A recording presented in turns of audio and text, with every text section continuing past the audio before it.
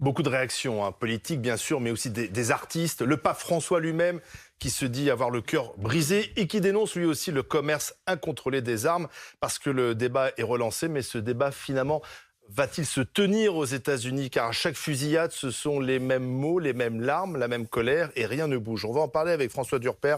Bonsoir, notre consultant aux États-Unis. Nous sommes avec Ulysse Gosset, bien entendu. Bonsoir, Ulysse. Amandine Atalaya, notre éditorialiste politique qui a travaillé aux États-Unis. Et puis nous sommes avec le républicain Éric Svane, membre des Républicains ici en France. Quand vous regardez ces images, vous dites pas quand même qu'il serait temps de mettre fin à ces fusillades? Je crois surtout qu'il faudrait commencer... chaque fois qu'on voit cela, on dit que les États-Unis devraient imiter l'Europe. Les Américains, les démocrates le disent en Amérique, ils le disent aussi en Europe, partout en Europe. Et on dirait qu'ils disent qu'il faut imiter un pays comme la Scandinavie, un pays comme la Norvège où en 2011, un type a tué 77 personnes, pour la plupart des adolescents. Et donc la législation contre les armes en Europe n'a donc rien fait pour sauver les enfants de Utoya. Il y a beaucoup moins de fusillades en Europe, les chiffres sont incontestables et incontestés. Beaucoup moins de fusillades, notamment dans des écoles, parce que c'est une particularité américaine en fait. On dépose ses enfants dans des écoles, on n'est pas sûr de les récupérer vivants le soir. Est-ce qu'il n'y a pas une responsabilité des Républicains qui ne veulent absolument pas discuter sur une réglementation du port des armes, notamment un contrôle à qui on donne ces armes? Oui. C'est demandé notamment par les démocrates, mais pas seulement. C'est demandé aussi par les Républicains, mais il y a deux sujets tabous dont on ne parle jamais quand il y a des tueries. C'est le mental illness. C'est que depuis les années 60, les révolutions que tout le monde parle en bien ici, on a dit qu'on ne peut pas juger les gens qui sont malades mentalement. Et depuis 90% des hôpitaux laissent ces gens aller dehors.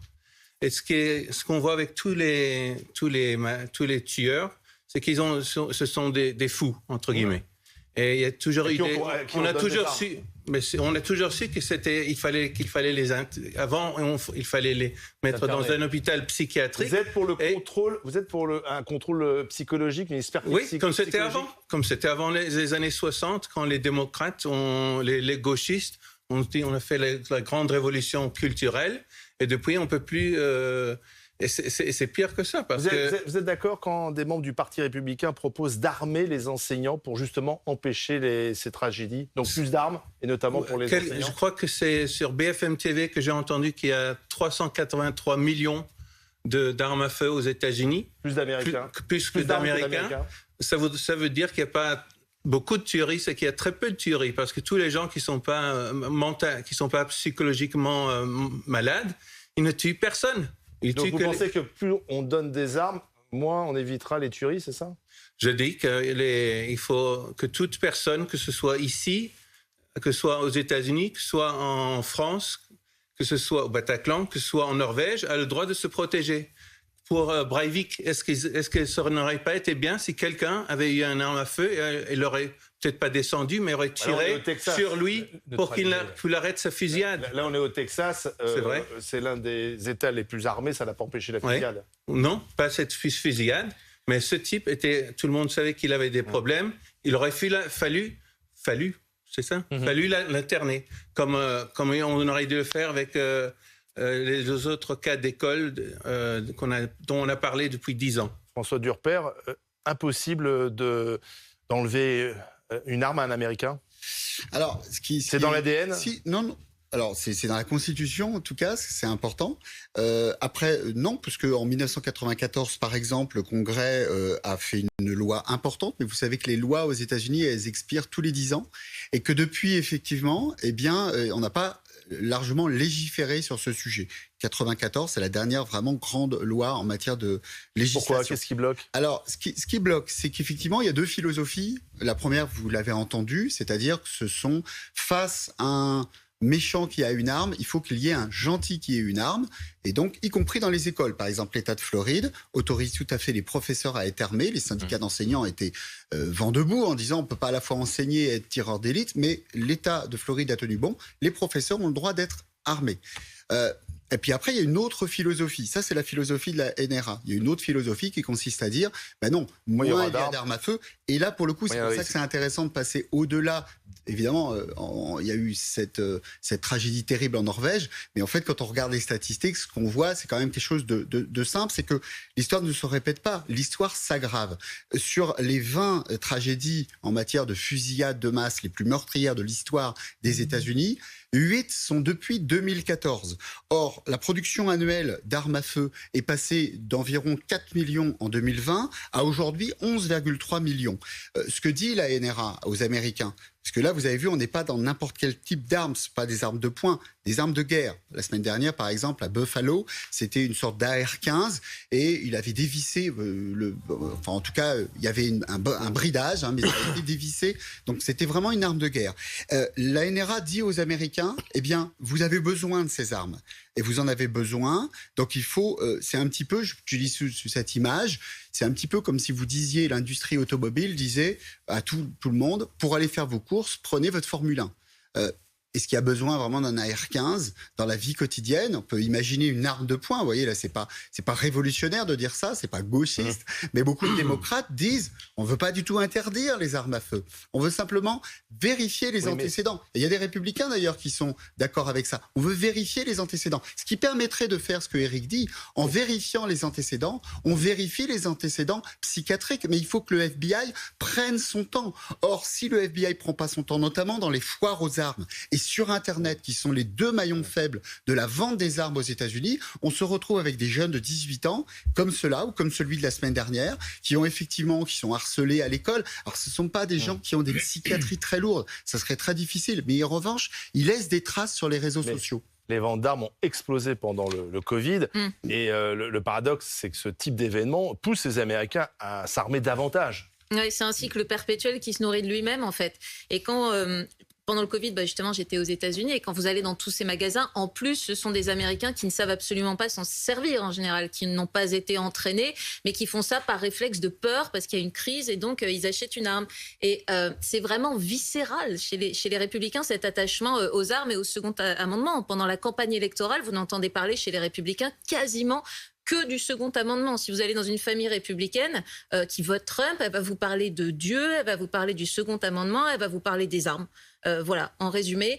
Et ils considèrent, le mot qu'ils utilisent dans ce cas-là pour parler des démocrates, c'est qu'ils disent que c'est la tyrannie des démocrates qui voudraient leur enlever leurs armes. Donc en fait, au niveau fédéral, c'est impensable de penser que... Il peut rien faire, Joe Biden. Non, il peut rien Joe faire Biden, il est président, il a été vice-président. On interroge aussi son bilan en la matière. Bien sûr, il y a une très courte majorité démocrate en plus au Congrès, mais même parmi les démocrates, il y a des gens qui sont complètement opposés à l'idée de réformer le port et la détention d'armes aux États-Unis. Vous ajoutez tous les républicains qui, eux, ils sont par essence opposés, et ça fait que c'est absolument impossible. Et franchement, si quelqu'un essayait de faire ça, il y aurait une sorte de révolte ou de rébellion dans le pays, ça ne passerait pas. Et c'est État par État qu'en fait, on voit des législations qui sont extrêmement différentes. Par exemple, à Washington, vous ne pouvez absolument pas vous promener avec une arme, ce qui d'ailleurs a certainement évité des drames lors de l'invasion du Capitole.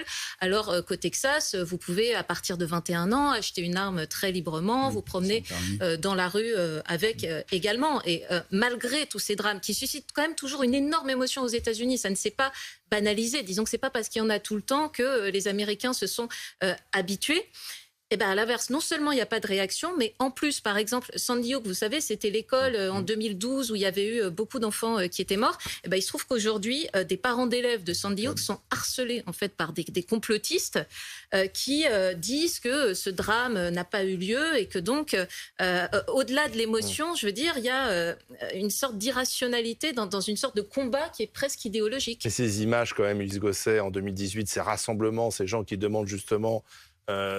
plus de réglementation, un cadre plus strict, ça ne sert à rien. Les larmes d'Obama, on se souvient des larmes d'Obama, tout ça ne sert à rien, Ulysse Gosset. Oui, alors, vous posiez la question, est-ce que c'est l'ADN des États-Unis, les armes à feu? Oui, c'est une partie de l'ADN, absolument, et surtout dans un État comme le Texas. Ça, c'est évident. Difficilement compréhensible en Europe, c'est vrai. En Virginie ou ailleurs. Mais c'est aussi dans la Constitution. Depuis 1791. C'est le deuxième amendement. Pourquoi cet article-là? Parce que, sans doute à juste titre, ceux qui ont écrit la Constitution voulaient assurer aux Américains la possibilité de se battre contre un éventuel coup d'État. Bon, et c'était, comme vous le dites, en combien? 1791, le deuxième amendement. Voilà, 1791. On est en 2022, donc ça n'a plus rien à voir. Et pourtant, c'est évidemment ce qu'invoquent les Républicains. Alors, deux choses. Un, je voudrais réagir à ce qu'a dit Eric Swan. Comparer ce qui s'est passé en Europe, en Norvège, où il y a eu un dramatique incident avec plus de 70 morts et 150 blessés, un acte d'un militant d'extrême droite, et ce qui se passe aux États-Unis, c'est une caricature absolument inadmissible. Ce sont les arguments, les gros sabots des Républicains. Parce qu'aux États-Unis, c'est banal. Donc, je voudrais réagir. On ne peut pas comparer ce qui se passe en Europe et aux États-Unis. Les États-Unis, c'est le pays au monde, le seul pays au monde, où les écoles maternelles ou primaires, où les lycées sont transformés en champs de bataille. C'est le seul pays au monde. Il n'y en a pas d'autres. En Europe, ça n'existe pas. Donc, ne comparons pas, s'il vous plaît. Deuxièmement, la NRA, le lobby des armes, c'est un lobby absolument considérable. C'est 8 milliards de dollars de chiffre d'affaires par an. C'est ce lobby, la NRA, National Rifle Association, qui finance notamment l'élection du gouverneur du Texas, qui aujourd'hui est ému par la fusillade, mais qui bénéficie des subsides de la NRA. Et cette NRA finance la plupart des républicains. Donc il y a un enjeu politique, économique. On ne peut pas se passer des républicains pour réformer, c'est ça? Non, et on comprend pourquoi, si vous êtes financé par les fabricants d'armes, vous ne pouvez pas voter contre eux. Et deuxièmement, ce qui est très important, c'est que effectivement, que vous dites Obama pleure, les Américains pleurent, les lois sont votées, puis ensuite elles s'éteignent d'elles-mêmes au bout de 10 ans. Mais la réalité, c'est que le poids de l'industrie de l'armement est plus fort que les larmes des victimes. Qu'est-ce que vous proposez? Parce que j'imagine que vous êtes, comme nous tous, émus par ce qui s'est passé dans cette école. Qu'est-ce que vous proposez de concret pour qu'il y ait moins de fusillades aux États-Unis? D'abord, de mettre ceux qui sont malades mentalement, de les mettre en hôpital psychiatrique, comme c'était le cas avant les années 60. Ensuite, mon collègue oublie l'Écosse en 1996, 15 morts dans une école maternelle. Une fois en Écosse pendant un siècle. J'ai pas terminé. Une fois en Norvège. Là, c'est 14 fois en 10 ans. Erlund en Allemagne 2002. C'est pas comparable. Finlande 2007. Finlande 2008. C'est de la caricature. C'est de la caricature. J'aimerais dire une chose par rapport à ce que vous avez dit tout à l'heure. Là, vous parlez de l'Europe, mais vous ne parlez pas de votre pays. Qu'est-ce qu'on fait chez vous pour qu'il y ait moins de fusillades? Voilà, on les met. Et pourquoi c'est pas voté au Congrès? Pourquoi c'est bloqué au Congrès? C'est le rêve démocrate de mes années 1960. On ne peut pas juger les gens. C'est les républicains qui bloquent. Pourquoi est-ce que les propositions... De les mettre en psychiatrie? Non, c'est ça. Les propositions contre les antécédents bloquées au Congrès par les républicains. Qu'est-ce qu'elles sont présentées? Des propositions, soit pour ne plus vendre de fusils d'assaut aux jeunes, propositions pour faire des contrôles psychiatriques, ça ne passe pas au Congrès. Pourquoi? On n'aurait jamais dû vendre des fusils à la plupart des gens qui ont été des tueurs. Donc vous êtes pour le contrôle. Attendez, j'ai une autre chose. Mais vous êtes pour le contrôle. Vous êtes pour le contrôle des antécédents avant de vendre une arme. Oui, tout à fait. Mais la gauche, depuis les années 60, ils disent on ne peut juger personne. Et je peux juste dire une chose sur le second amendement. Dans toute l'histoire de l'humanité, le problème n'a pas été que les gens étaient trop bien, que les gens moyens étaient trop bien armés, c'est qu'ils ne l'étaient pas assez. Et la raison pour le second amendement, c'est très facile, c'est pour tirer sur et tuer des gens comme la Gestapo, comme le KGB et tout cela. Et ça, c'est pas 1790. Mais ça n'a rien de comparable. On parle d'une tuerie dans une école primaire. Oui, mais c'est pas la Gestapo, c'est pas les armes. Il y a un élément. Ce sont des arguments absolument irrationnels. Dernier point. Staline, Lénine, Hitler, tout cela, ils ont fait ils ont arrêté les armes. Arrêtons ce discours. Oui, on peut seulement parler de ce que vous êtes d'accord. Mais quand on voit des enfants là, dans cette école, il n'y avait ni Staline, ni des agents du KGB, ni des nazis. Oui, mais il y avait des gamins de moins de 11 ans. Les Américains moyens est un type qui va protéger son voisin, sa famille. Et ce type-là, c'était un psychiatrique qu'il fallait laisser dans un hôpital psychiatrique. Il y a un élément qui est important que nous disait Antoine Hollard tout à l'heure, c'est que vendredi, c'est le congrès de la NRA. On sait qu'il y a des élections qui arrivent aussi pour Joe Biden. Et Donald Trump, normalement, doit prendre la parole ce week-end à ce congrès du lobby des armes aux États-Unis. Donc ça va arriver à un moment dramatique pour le pays, là. Bien sûr, Durper, on va avoir François Trump Durper. qui va s'exprimer. Ça va être évidemment un moment politique important. Et comme vous le dites, il y aura des propositions qui devront être faites par la NRA. Propositions qui iront dans le sens probablement de cela. Aucun mot sur le compte Twitter de la NRA aujourd'hui sur cette tragédie. Bien sûr. Mais ce qu'il faut voir, et ce que soulignait Ulysse, c'est que c'est pas une association uniquement, si vous voulez, de gentils citoyens. Il y a déjà derrière, et c'est pour ça qu'on a commencé par là, une industrie extrêmement puissante, qui est en augmentation, qui gagne de plus en plus d'argent. Je vous rappelle, on passe de 4 millions d'armes produites à 11 millions d'armes produites. Donc il ne faut pas faire comme si derrière, il n'y avait pas toute une démarche. Et c'est pour ça qu'il est intéressant aussi, parce que je ne voulais pas départager, mais d'aller au-delà des fusillades de masse. Parce que là, c'est vrai qu'on ne peut pas. Mais en plus d'aller sur les 45 000 morts par arme à feu, là, on n'est pas dans le cas des fusillades de masse. Et là, c'est incontestable. Un enfant qui trouve l'arme de ses parents et qui se tue, ça n'existe pas en Europe. Et toute personne qui dit que ça existe en Europe n'est pas sérieux scientifiquement, si vous voulez. Il y a des choses qui sont extrêmement fortes. Et en plus, on a la chance d'avoir un pays qui est avec des États. Donc, comparons l'État de New York et l'État du Texas. Regardons là où il y a le plus de morts, puisque les deux font des stratégies différentes. L'État de New York est un peu moins permissif à l'égard des armes à feu. Et l'État de Texas, vous le savez, depuis 2 ans, Abbott a mis en place un système où ils n'avaient pas besoin de permis à partir de 21 ans. C'est autorisé, vous pouvez porter une arme à l'université, vous pouvez aller dans un parc d'attractions à l'université. Il n'y a aucun souci. Au supermarché, etc. Il y a très peu de lieux où vous n'avez pas le droit de porter une arme. Eh bien, comparons ces deux États. Voyons là où il y a le plus de morts par arme à feu. Et là, c'est incontestable. C'est bien dans l'État du Texas qu'il y a plus de morts, et pas dans l'État de New York. Et à Chicago, c'est la ville avec le plus de restrictions. Et il y a des centaines tués tous les années. C'est les démocrates, tout est démocrate là-dedans. Parce que si vous mettez l'accent sur les fusillades de masse, moi je suis ni démocrate ni républicain, si vous mettez l'accent sur les fusillades de masse, il y en a partout aux États-Unis. La semaine dernière, c'était à Buffalo, dans l'État de New York. C'est pour ça que je vous ai invité à vous déplacer uniquement de la question des fusillades de masse au nombre de morts par an par arme à feu, qui est de 45 000. Avec un dernier élément qui date du mois de janvier dernier, il y a un fabricant d'armes qui a lancé sur le marché ce qu'il appelle le JR-15, JR pour Junior, c'est-à-dire c'est un fusil d'assaut pour adolescents, 80 cm de long, moins d'1 kilo, qui est livré avec des chargeurs de 5 à 10 cartouches, calibre 22 long rifle, commercialisé depuis la mi-janvier pour $389, le cadeau pour les familles américaines. C'est ce qui était écrit dans l'emballage. On va justement reparler de ces tueries aux États-Unis qui sont monnaie courante. Avec vous, Magali Chalet, voyons les dernières les plus meurtrières. Effectivement, la tuerie la plus meurtrière aux États-Unis reste sans conteste celle de Las Vegas, dans le Nevada, lors d'un festival de musique country.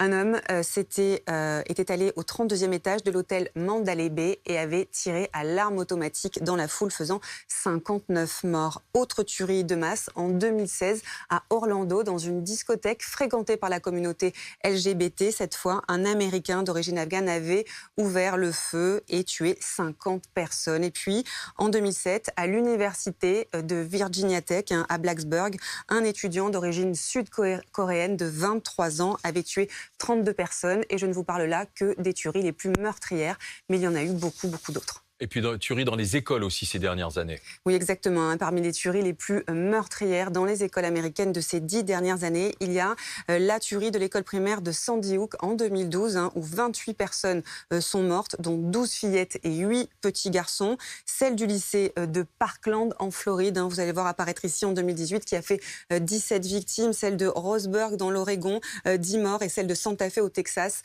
en 2018, 10 morts aussi. Et si l'on remonte encore plus loin, il y a le massacre de l'école de Columbine en 1999 où 2 élèves avaient tué 12 de leurs camarades. Et puis il faut regarder justement les statistiques de décès par arme à feu, Magali. Exactement, des statistiques que vous allez voir apparaître ici depuis le début de l'année. Plus de 212 fusillades de masse ont eu lieu aux États-Unis. Environ 16 100 personnes sont mortes par arme à feu. À titre de comparaison, regardez, il y a eu près de 39 400 tués